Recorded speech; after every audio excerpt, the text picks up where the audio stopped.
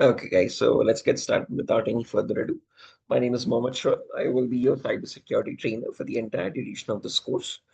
Again, I've been working in this domain for the last 7 years or so, and I've been training students since the last 5 years. Okay, and again, the demo we are taking up today is on a course called Certified Ethical Hacking version 13.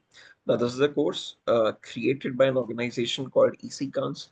EC Council is a well-recognized, it's a globally recognized organization for trainings and certifications in the domain of cybersecurity specifically.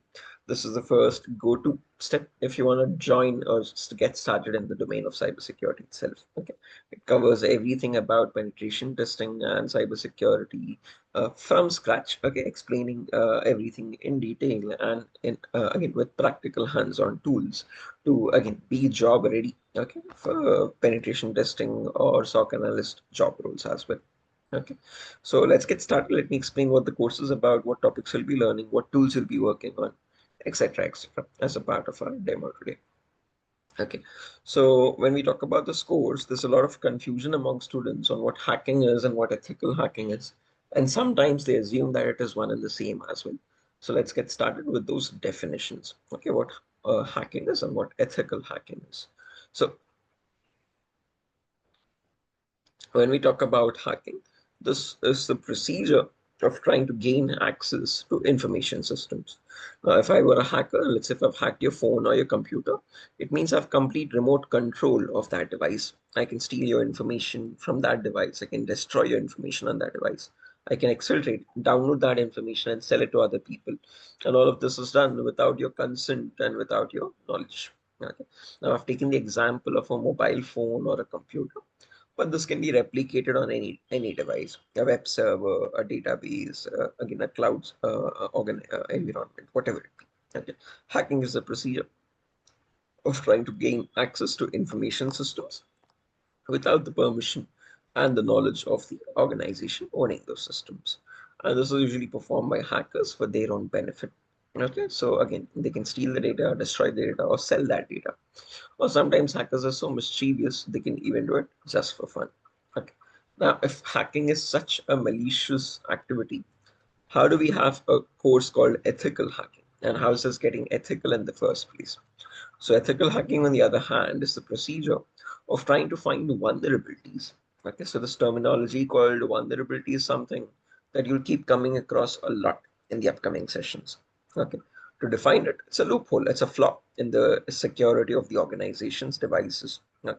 And your job in ethical hacking is to find these loopholes in the security of these information systems with the consent and with the knowledge of the organization.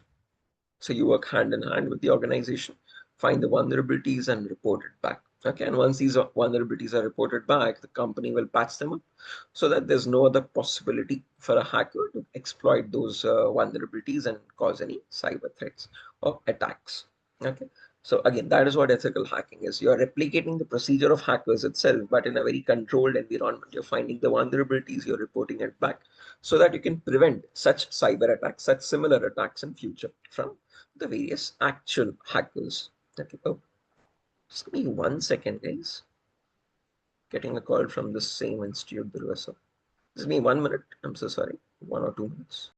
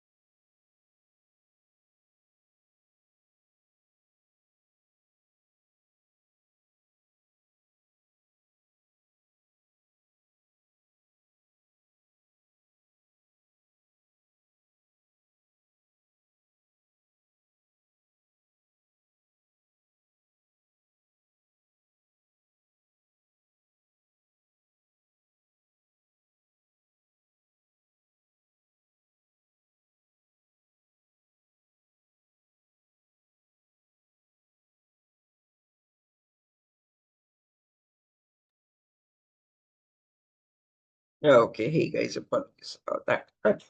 So these are the definitions of hacking, what ethical hacking is and how they are different from one another.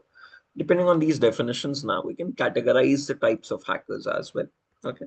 So there's three broad categories. There's someone known as a black hat hacker, a gray hat hacker, and a white hat hacker. Okay. See, these are the three, I would say, the most commonly known categories as well. There's other categories also, but these are the ones, the professional kind, I would say. Okay. To define a black hat hacker, these are the cyber criminals who perform hacking for their own benefit or offer fun without asking for consent. On the other end of the spectrum, we have white hat hackers, also commonly known as ethical hackers or penetration testers, who are finding vulnerabilities and who are reporting it back to the company responsibly to remove those vulnerabilities and see to that the companies are secure. Again, the infrastructure is secure from cyber threats. And in between, there's a third mysterious category called gray hat hackers. Now, these people have both the qualities of white hat as well as black hat.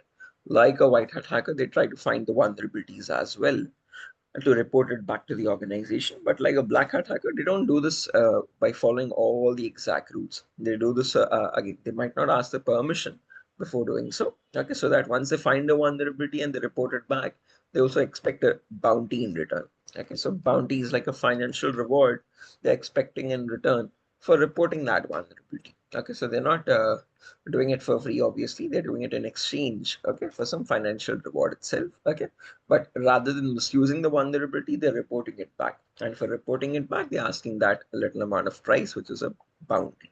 Hence, they're also commonly known as bug bounty hunters. Okay. So they're working both offensively and defensively at various stages, and hence they're called as gray hat hackers. Okay. Now, no matter what category of hacker you take, all of these are professional hackers or ethical hackers who perform this in a very systematic manner. And they follow a procedure for that, which is called cyber kill chain. Some organizations also prefer to call this as hacking cycle. It's one and the same. Okay. The procedure that hackers follow in order to perform a successful cyber attack is called cyber kill chain or hacking cycle. So when you follow this exact procedure, the probability of the attack being successful is much higher. Okay. And the same procedure also allows cybersecurity professionals to replicate those techniques, to understand what vulnerabilities exist, to find them. Okay, and to perform these attacks in a very controlled manner. Okay, so this allows cybersecurity professionals to understand how these vulnerabilities are affecting the system, to detect these vulnerabilities at the earliest time possible, and to prevent them in real time as well at every level in the organization. So, in order to know how to protect these devices, you need to know how to replicate the same attacks and see what is possible in the first place. Because unless and until you know what attacks are possible, you would not know how to prevent those attacks in real time. Okay, so the procedure is very similar for hacking and ethical hacking. Ethical hacking is just hacking itself, but in a very controlled manner where you're not causing any harm. Okay, you're performing the same tests as a hacker in real time with the same tools, with the same techniques. Okay, but you're trying to do it so that you can find the vulnerabilities, again, remediate them so that that same vulnerability does not get repeated by again by a cyber attacker. Okay. Now let me list out the steps involved in this procedure. First step in the cyber kill chain is called information gathering. Second step is called as scanning. Third step is gaining access. Fourth step is maintaining access. And the last step is reporting or clearing traces, as you can see. Only in the last step, I have two different terminologies, reporting or clearing traces. Reason for that being, no matter what category of a hacker you are, first four steps are exactly similar. There's no change in the procedure in the first four modules. Okay. What differs is only the last end result. Okay, so basically, if you're an ethical hacker or a gray hat hacker, you report the vulnerabilities back to the organization. On the other hand, if you're a cyber criminal, you won't be reporting anything, obviously. You'll be trying to remove the evidence of your actions so that you're untraceable. So that is called as clearing traces. Okay. So again, no, let me explain all of these steps now in detail so you have a better idea about the entire course. So first step, as mentioned, is information gathering. Some organizations also refer to this as reconnaissance or footprinting. And the agenda here, or the objective here, is to gather as much information as possible about your target organization. An important point to note here is all of this information is obtained passively. What I mean by passively is you do not contact the organization in any way. You don't let the organization know that you're getting information about them. All this data is obtained from third-party sources, from various websites on the internet. Okay, so the more data you find here, the more possibilities you find, the more attack vectors you find to launch a cyber threat on the organization. Okay, so more data you can research. Okay, the more possibilities you can find of finding vulnerabilities as well. Okay, but the main question that arises here is what data should be looking for. Okay, and that data or information is as follows. So the information required is IP addresses or network blocks, whose records, DNS records, domains, subdomains, operating system information, employee details, contact numbers of those employees, email addresses of those employees, okay, which are publicly available, and if possible usernames and passwords as well, which might have been leaked in data breaches or from sensitive files on the internet. Okay, believe it or not, all of this data is readily available on the internet. The only thing is you need to know how to obtain this data for any organization. Okay, so there are multiple websites we'll be working with. Okay, so sorry about that again. So there are multiple websites we'll be working with. Example, we'll be working with websites like Central Ops. We'll be working with websites like DNS Dumpster.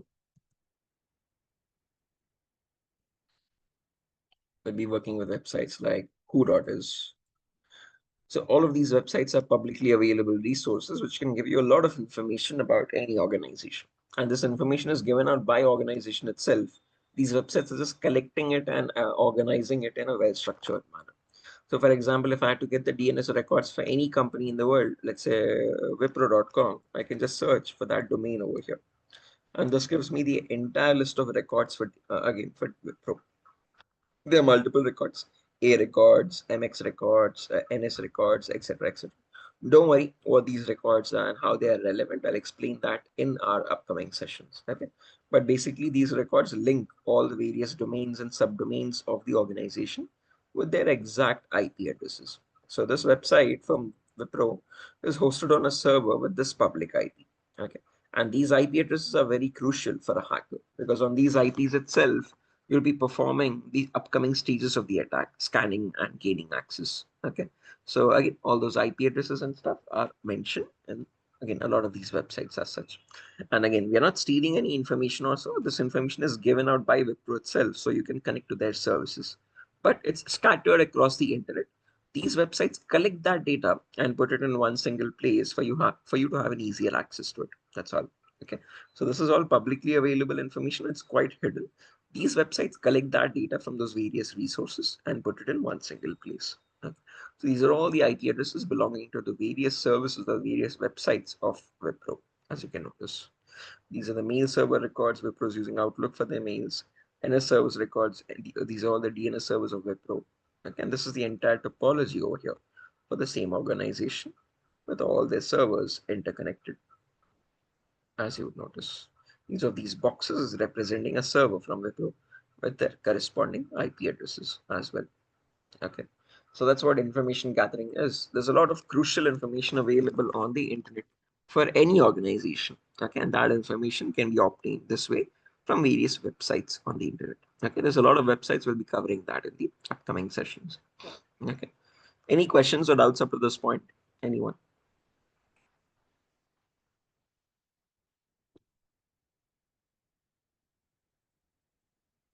Parv, Pravalika, Ramarao, Suvikshan, VR, No, sir.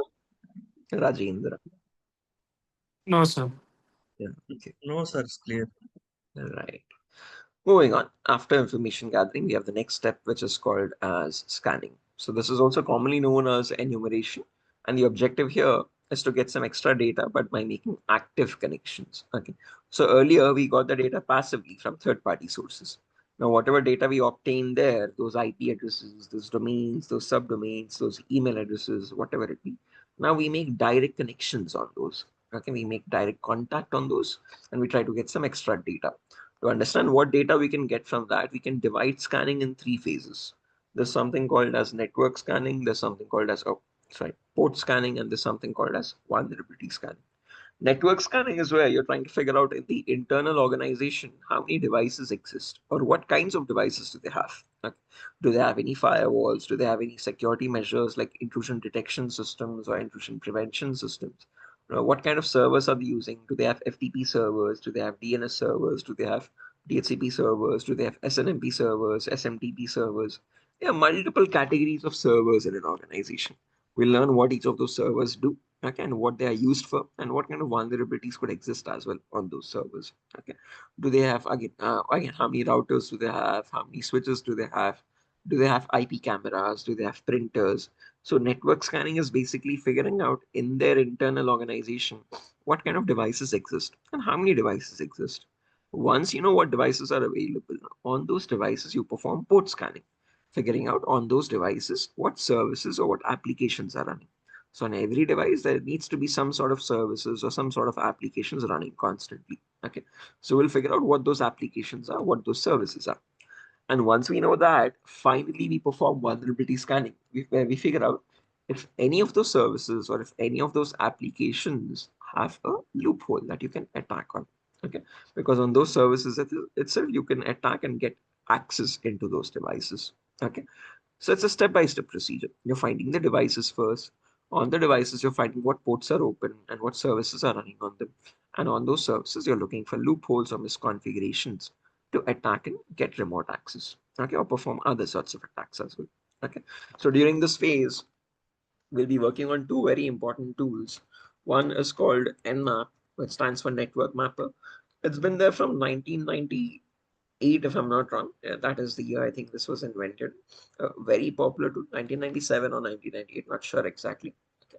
But again, still used in a lot of commercial applications as well as its source code is open source. Okay. Anyone can use this for free. Okay. It's been there since a very long time and it's one of the best tools available on the internet for performing network and port scan. And in every organization, whenever you see a job description, they will mention Nmap, if again as a tool to know. If not Nmap, at least the functionality of network and port scanning will be mentioned. And in that operation, you'll always use Nmap itself. Okay. And there are other tools for vulnerability scanning. There's multiple options. The one which we'll be working on is called Tenable Nessus.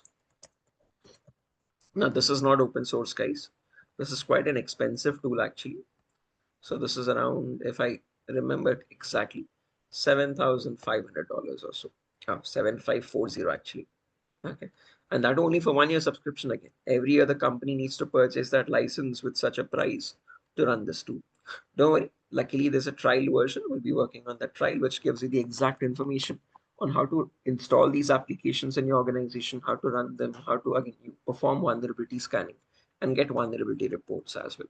Okay, so we'll be practically working on these tools. Okay, these are the same applications which we run in our organization as well. Okay, and you'll be getting hands-on knowledge on how to run these applications and use them efficiently.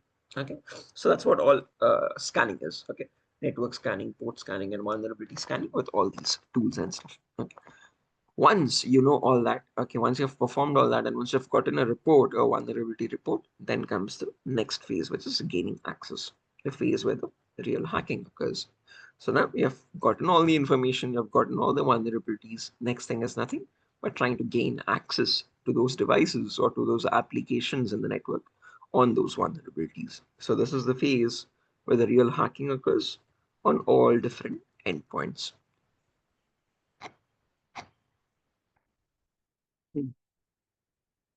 Excuse me. So the first module that we'll be learning here in the gaining access phase is the system hacking module, where we learn how do you crack or bypass the passwords for any devices, whether it be Windows or Linux as well. Okay, that's it. If you're logged out of your own computer, let's say there's been a cyber threat, the attacker has stolen your data, and you're logged out of your own computer. You don't have the access anymore because the password has been changed. In such a case, how do you crack the password? Or how do you bypass the password without even entering the password? How do you bypass it and get access to your device is what is system hacking. Okay, so we'll be learning how to attack any system. How do you crack and check what the password is? How, if you can again crack and get to know what the password is. And if that is not possible, if there are security measures implemented which are again preventing you from cracking it, Then we learn how can we bypass it. So without even entering the password, you can get access to your system's data. Okay, so we'll learn how to do that. Okay. Then there's malware attacks. Malwares are malicious softwares which can perform various types of operations. And depending on what malware it is, you can perform various attacks. There's viruses, worms, trojans, spyware, rootkit, sorry, okay, whatnot. We'll practically learn how to create each of these malwares, how to defend our system from these malwares, and how do you detect them if they are already installed without your knowledge. Then there's network penetration testing. What are the common attacks possible in a local network? Attacks like sniffing attack, man in the middle attack, denial of service attack, hacking Wi-Fi routers. All of these are various attacks possible in a local network. Okay, so we'll practically learn what these attacks are, how do hackers perform these attacks, how do you prevent these attacks in real time. Using these attacks, hackers can capture your data in a local live network. So if you're connected in public networks like again, cafes or airports or wherever it be, if there's attackers in the same network, they can capture your data that you're sending or receiving. There's denial of service attacks where hackers can shut down remote servers. They can send huge amounts of traffic to the server and shut it down. Hacking wireless networks is where we can crack the Wi-Fi passwords of these routers. So all these are network-based attacks will perform that. Okay. Then comes social engineering. Social engineering is where, as again ethical hackers, we need to know how to distinguish between a genuine page and a fake page, because hackers can easily replicate any website in the world, any social media platform, your bank login page, your employee login page. Hackers can replicate any of these pages. They can send those pages to victims. If the victims are tricked, they will enter their credentials, and those credentials go to the attacker. Those are called as phishing attacks. So we'll practically learn how do you perform these attacks, how do you prevent these attacks, okay? And how do you distinguish or verify between a genuine file or a genuine website and a fake one. Okay. Then comes hacking web servers and web applications. So again, every organization has a website which acts as its face on the internet. We'll be learning how to find vulnerabilities on those websites or web applications on the front end or vulnerabilities on the back end. So there are vulnerabilities like SQL injection, cross-site scripting, broken authentication, file upload vulnerability. These vulnerabilities allow hackers to get unwanted, again, unrestricted access to the databases of the organization. They allow the hackers to inject scripts on the website and perform actions like stealing others' cookies, getting remote connections to the clients who are accessing the website, okay, or again accessing others' account with just their cookies, or getting complete connection of the remote server by uploading a malware. And so all of these are attacks on websites. Okay, if I show you a simple example for this, I can go to my browser. The other day, I found a vulnerability in one of these Indian websites for SQL injection. So this is a website called, oh, I think they have rectified it. I showed the other day to them. I reported that vulnerability. So there's this website called CBHE Delhi. I think it's again they're modifying that or they're rectifying that right now. Okay, but this web page has a vulnerability in it with through which I can access their database without entering credentials. Okay, so the Indian website is not available. Let me try some other website. I think I found it on some other pages also. Hmm. Okay, there's a Taiwanese website here. This is a live website again. And there's a login page over here, if you notice, admin.asp. Now, what hackers can do is they can start injecting malicious SQL queries here. Something as simple as single quote or one equal to one hyphen hyphen. Okay. Now, don't worry, the logic behind it, we'll cover that logic in the upcoming sessions. Okay. But now, if I copy paste that payload in in the username and password field, and if I click on enter, you can notice now I've got direct admin access. I didn't know the credentials for the admin account. I didn't know usernames or passwords for it, but still I was able to log in as the admin account. Okay, how did that happen? Okay, so that is called as SQL injection, injecting malicious SQL queries because these again login pages are internally connected to a database. Okay, and these databases run on SQL. Okay, querying language. So you can inject if the websites are accepting such malicious characters or such inputs like special characters, hackers can start injecting malicious SQL queries. And those queries can allow you to steal the data of the database or log in as admin account, okay, or delete the database or modify it in any way possible. Okay. So that is called as SQL injection. Don't worry, we'll cover that in much more detail in the upcoming sessions. but I just wanted to show you what kind of vulnerabilities exist in websites in real time. Okay, so we'll practically be learning each of these attacks in real time by using a lot of various tools in the upcoming session. Okay, so the main agenda here for gaining access module is learning how to attack every single endpoint. We talk about system security, network security, Wi-Fi security, web server security, web application security, firewall security, evading firewalls. Okay, vulnerability assessment is where we verify every vulnerability on the system that is shown in the vulnerability report, in the tenable nessus report. And finally, we talk about mobile phone security as well. How do you attack Android phones and get remote connections to them? So as small as a mobile phone to as big as a web application server or a database, you learn how to check the security of each and every single endpoint. That's what you need to know as a cyber professional. How do you protect your organization and its various kinds of devices from the various cyber threats available in the internet today? Okay. And once this is done, there are the last two modules left out: maintaining access and reporting or clearing traces. Maintaining access is where once I've gotten access to your device, I need to maintain that connectivity. Okay, so I need to stay connected to your device even if you restart your phone or your device. That's called as maintaining access. And finally, we have reporting or clearing traces, where we learn as an ethical hacker how do you generate a report for the organization after finding the vulnerabilities, elaborating how you found them, and giving them the tools to replicate the same vulnerability to verify. Okay, and how do you remediate that vulnerability? What is the solution for that? That is what we do as ethical hackers. We provide this as a report. On the other hand, as a non-ethical hacker, a cyber criminal, you don't report anything. You remove the footprints generated. You delete all the logs and erase the evidence of your actions so that you can hide your identity and stay anonymous. Okay. So this entire course is going to run in these two similar tracks. We'll learn how to perform these attacks first as a cyber criminal, replicate the same types of attacks in a controlled environment, and again remediate those attacks as well. How do you prevent those attacks? Okay. So and this course is going to cover everything from the scratch. We'll be learning everything from fundamentals. We'll also be covering some prerequisites as well: networking fundamentals, Linux commands, lab setup installation, and then we dive into these actual concepts of hacking cycle. The course is for a duration of 35 days, where we have classes from Monday to Friday, every day for 1 hour each at the same time slot, 8:30 a.m. in the morning. Okay. So tomorrow will be the first class for the session, guys. We'll be talking about networking fundamentals tomorrow, which will be the prerequisite and which will also be acting as a few more demos for you to understand how the classes are going.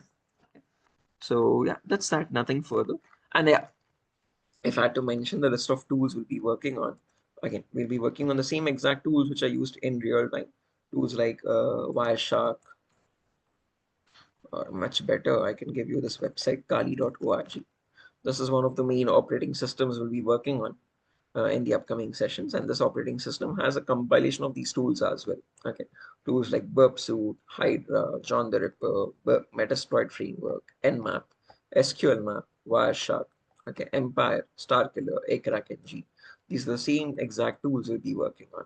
Okay, and some other tools which are not available in this as well, such as Tenable, Nessus, Nmap, etc., etc. Okay. So yeah, that's that. Nothing further for the session, guys. If you have any queries, you can let me know now. Rajendra, Parv, Pravalika, Ramarao, VR.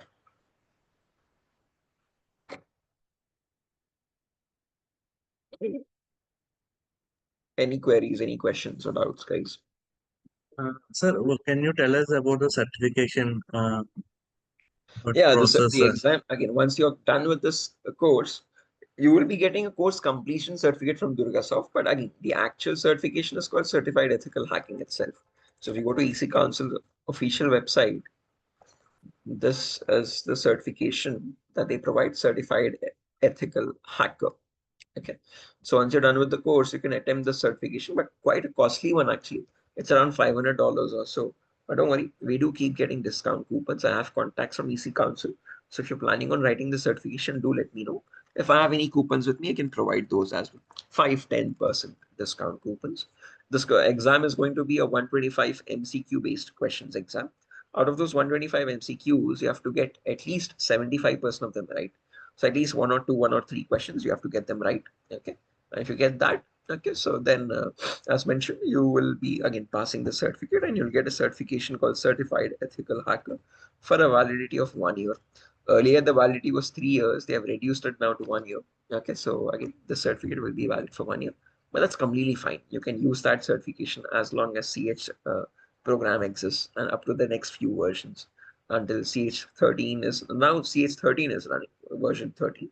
So you can use that certification up to 14 or 15 as well. Not an issue as such. Okay. The content won't change much in every version. So the first next 2-3 versions, yeah, that certification will be valid in companies to use in your resumes. Okay. So again, as mentioned, $500 certification with 125 MCQs, and you have to get 75% of them right to cover again to pass the certification exam. Okay, is that clear? Raj, sorry, who was asking the question? Sir, Ramarao, sorry. yeah, it's a very good, sir.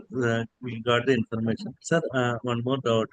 How much your course duration, sir? Whether we can able to clear the certification after your course? Should be more than sufficient, Ramarao, for clearing the certification. I'll be providing the extra content for, again, as we progress with the course, wherever I know these are the kind of certification questions asked, I'll explain that as well. Okay. And the duration is 35 days, as mentioned, from Monday to Friday. We have classes every day for 1 hour each, from Monday to Friday for 35 days. Okay. And along with that, I'll also be providing you some commonly asked questions, some dumps as well, if you're planning to write the certification. That should also be an added advantage. Okay. So yeah. Sir, along with the sir, any other certification do you recommend, sir, in our course to cover, which is valuable? In US, there's another certification called CompTIA Security Plus. Okay, it's the same content, but again, just from another organization called CompTIA. Okay, so I wouldn't recommend any other certification because again, compared to all the others, CH is more practically implemented. The US one, CompTIA Security Plus, is more theory based. Okay, this course, on the other hand, is 80% practical, 20% theory. That's the ratio. Okay, so I wouldn't recommend any other course, any other certifications because again, if you want to include certifications in your resume, they have to be paid ones. The free ones won't be of any value. The Coursera certifications and stuff, they might not land much value to your resume in real time. So yeah, the only recommended one with the same prices or again for various other organizations also, I would recommend the best one is Certified Ethical Hacker itself, version 13, running currently. Thank you, sir. Actually, I heard CompTIA also from just Yeah, recollected. Some of it's my very colleagues have popular in told that one. US, but again But in India, it's not that valuable, is yes, what yes, I yes. know. But this course will be covered, sir. That to CompTIA also, whatever you are Yeah. saying. Content for both the courses is same. You'll Same whatever then. content you have Okay. from this course is sufficient to write that certification also. But in Okay. that course, they don't train you again with the tools actually. It's more of theory part. Okay. What are these attacks? How do they happen? And how do you prevent? It's much more theoretical. So it's not that practical implemented, is what I know. Okay, sir. Thank you so much, sir. All right. Any other queries or doubts, guys, up to this point? Sir, we have only theoretical part only now, or also at the same time we have any practical knowledge like This real time. course, Rajendra has mentioned, is 80% practical. No theory nonsense. Only 20% theory, 80% practical. Okay. So we will be having theory as well, but it's very less compared to the other courses. It's more of practical hands-on tools. Because again, I'll be showing you the same tools which I use in my organization in real time. I'll be showing them practically to you. Okay. So it's more of practical compared to theory, Rajendra. Okay, sir.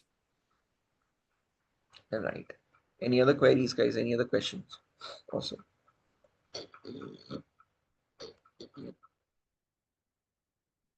Okay. Assuming there's no further questions, guys, I would recommend you join the next session at the same time. You can use the same link actually. So the next class will be tomorrow at 8:30 to talk about networking fundamentals. We'll cover what IP addresses are, what some important networking protocols are. We'll cover all that in the next session, guys. Please do join the session tomorrow. That is also going to act as a demo for you. Okay. So we'll talk about networking fundamentals, a very important prerequisite for cybersecurity. Okay. Bye-bye. Have a good day. Thanks for joining the session today. I'll see you tomorrow. Bye, guys. Thank you, sir. Thank you, Thank you, guys. sir. Thank you. Bye bye.